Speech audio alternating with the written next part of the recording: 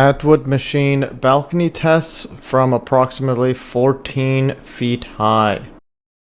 The counterweight weighed 332.39 grams. The non-magnet weighed 344.09 grams. The magnets in attraction weighed 344.17 grams. And the magnets glued in repulsion weighed 344.56 grams. The drop height for the non-magnet test was 164 inches or 416.6 centimeters. The drop height for the magnets in attraction was 170.75 inches or 433.5 centimeters. And the drop height for the magnets glued in repulsion was 173.5 inches or 439.9 centimeters. The non-magnet test is on the left, the magnets in attraction test is in the center, and the magnets in repulsion test is on the right.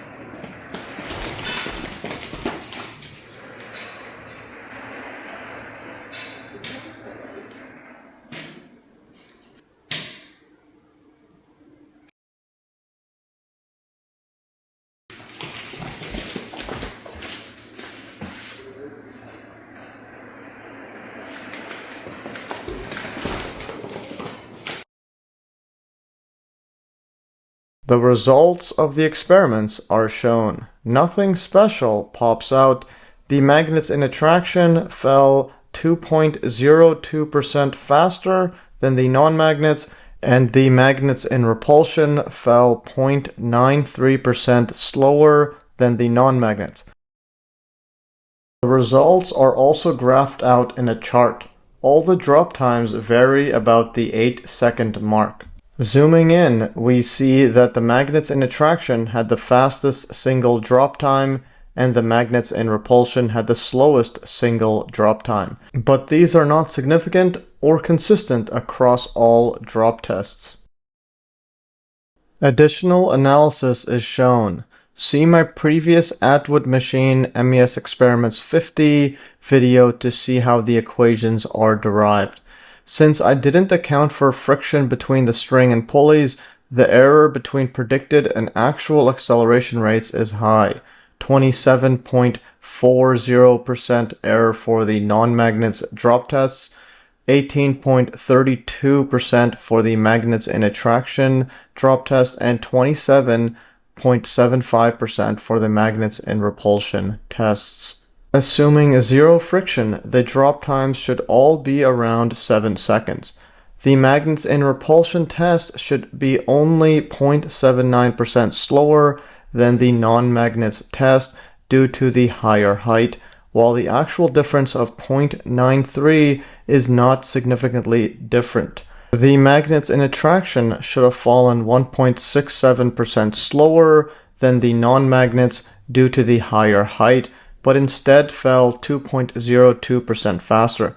This is an interesting result, but the difference is not significant enough to make any conclusions.